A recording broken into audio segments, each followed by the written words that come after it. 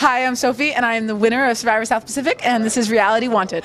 You started out kind of more quiet and a little more observant in the beginning. Was that part of your strategy, or was it just naturally for you to be more observant in the beginning? No, it's definitely part of my strategy. I mean, I realized who I was playing with. I was playing with like a lot of guys who wanted to be on top, and they wanted to call the shots. You saw that with Albert. You saw it with Coach. Even Brandon, too. I think you saw the people got voted out of my tribe. I saw them one by one, all these strong, vocal women. And so it was definitely part of my strategy to lay a little low and to try to, make relationships with people that I can manipulate in a little more subtle manner. Right. Well, it's interesting that you said that your strategy was kind of, you've seen other men say they're going to find two young girls and take them with them, and it's kind of interesting because I've heard guys on Survivor say that, so it's very smart of you to employ that into your own strategy. Do you think that helped you win? Exactly. You have to recognize who you are, and you can't play a game. I can't play the Russell game. I can't play the Parvati game.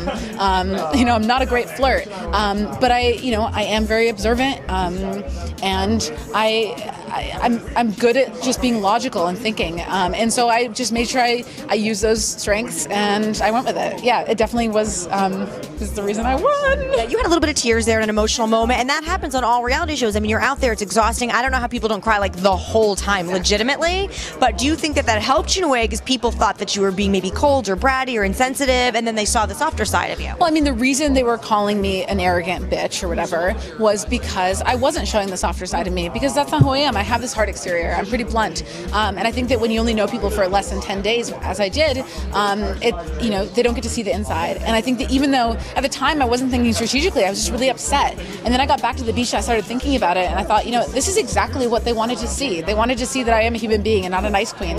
And so I think, strategically, I think I won over a lot of jury votes that night.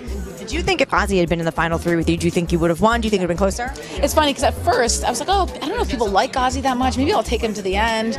And then when Ozzy won that immunity challenge in the final 5 or whatever, and he walked in, the whole jury started clapping for him. And my heart sunk. I was like, there's no way anyone's beating Ozzy. There's just no way. And so, in the end, I played a logical game. I was observant. But in the end, what won me the million was just the final challenge. It was $1 million challenge. Ozzy lost it. It's sad for Ozzy.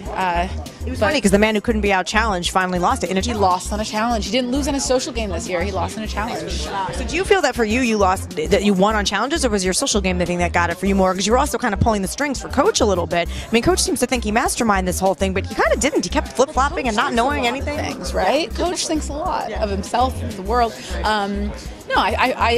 I think that wasn't shown in the edit, but I always knew who was going home. I really felt the whole time in control, and maybe I was naive, but I really felt in control. And I think that that shows by the fact that Coach should have voted me out. He should have gotten rid of me, but I had formed the relationship with Coach such that he wasn't intimidated by me. I made sure to build him up and just stroke his ego.